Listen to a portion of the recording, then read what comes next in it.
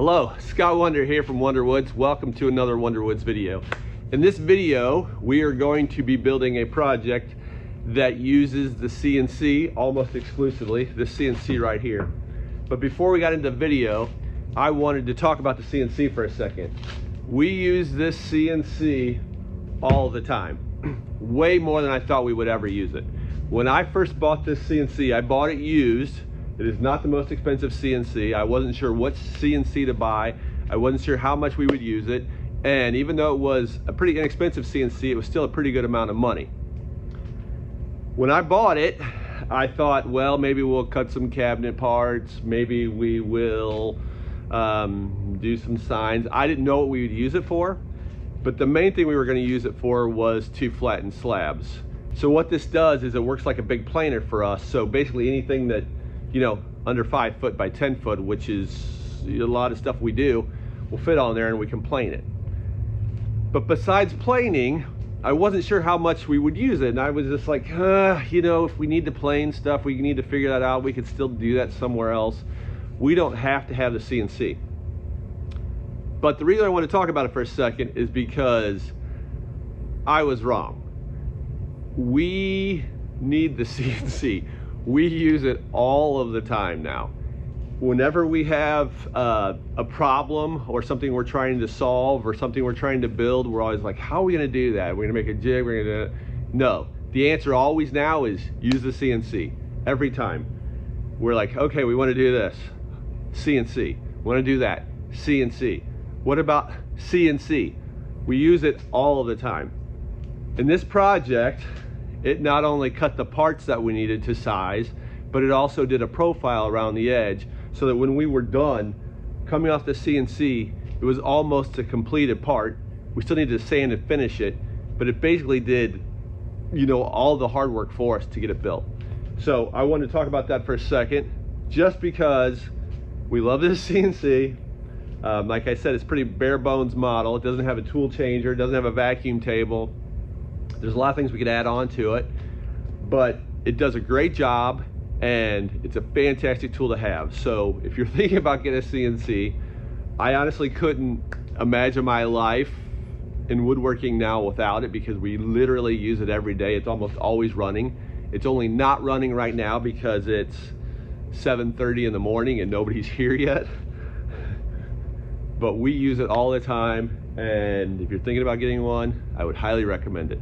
In this video, we're making a walnut table, and almost all of the work was done on this machine. We did have some prep to get the pieces ready, to get them flat and smooth before they went on here.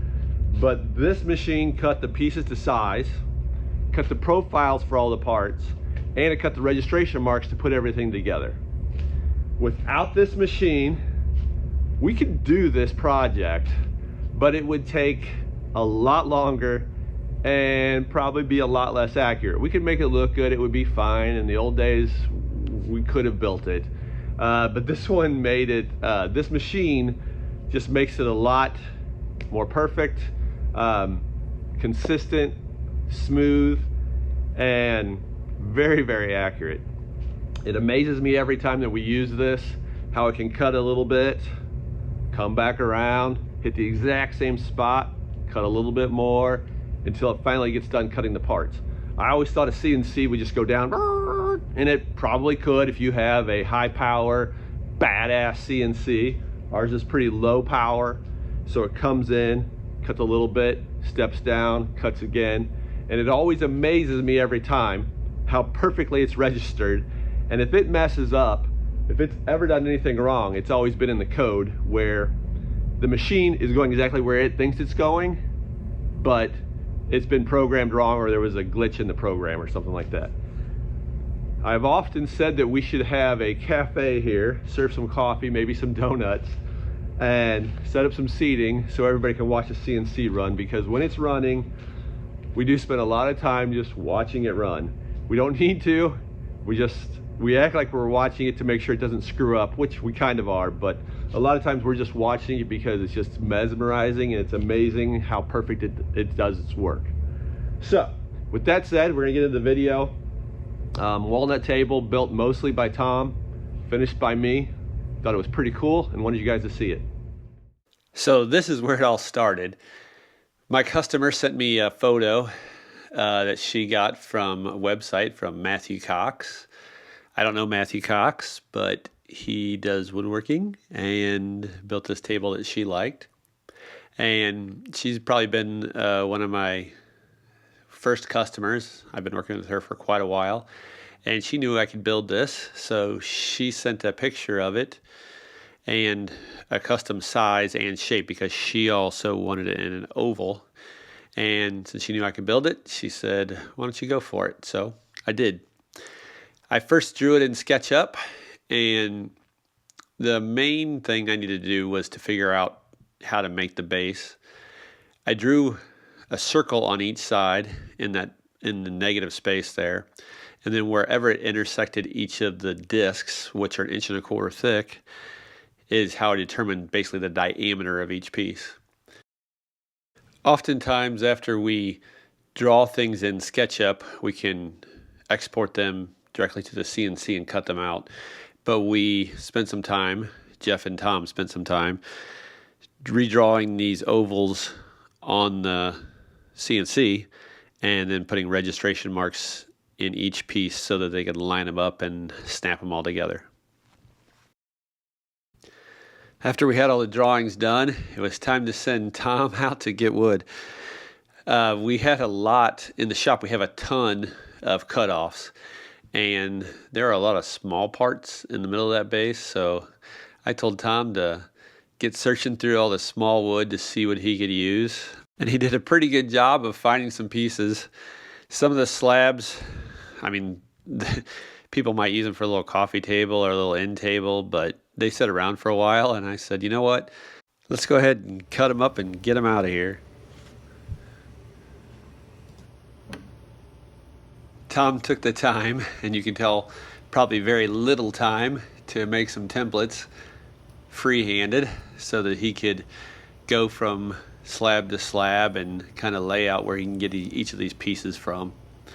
We used a few of the small cutoffs, but he did also obviously prep some bigger chunks of lumber because it took more wood than we thought after you do all the little cutouts.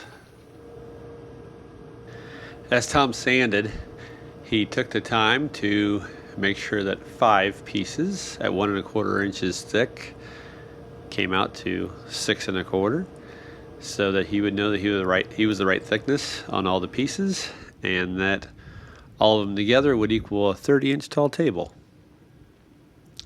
Then he did some samples with some non-walnut, pretty much unnecessary because they all worked out fine. They could have been walnut and we would have already had some parts done, but he did some non-walnut pieces just to make sure. And then he moved on to the walnut.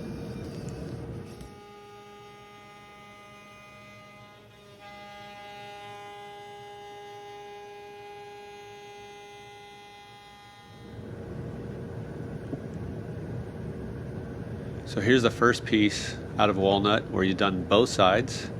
He's taken the scrap piece off, and then you can see how the registration holes in the middle allow us to register it on the table after he flips it over. So he'll do one side, put the dowels in, and then set it on the table. And then we got to make sure also that we don't only clamp down the middle piece, we got to make sure we clamp down the outside pieces too, because once it breaks free and cuts all the way through, then you got some loose pieces and you got to make sure that nothing's flying around.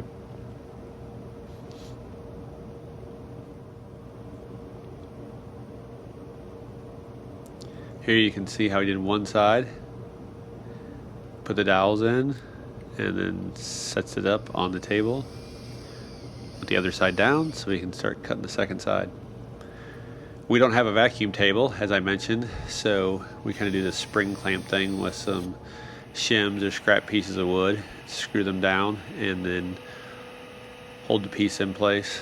That way, if the machine goes around there and accidentally gets to the outside where you might have put screws or something like that, instead it's just hitting pieces of wood and not hitting screws.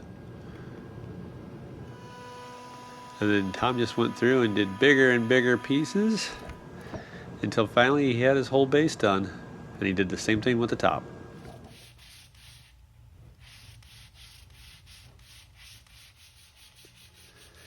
And then, of course, Tom spent a lot of time sanding.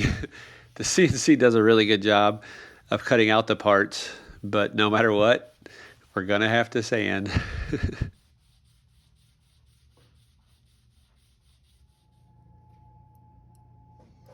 And then he made a little clamping jig with a hole in the center up all the pieces, and then he could glue them up and screw them down to hold them together. And then, of course, spent quite a while cleaning all the little nooks and crannies out.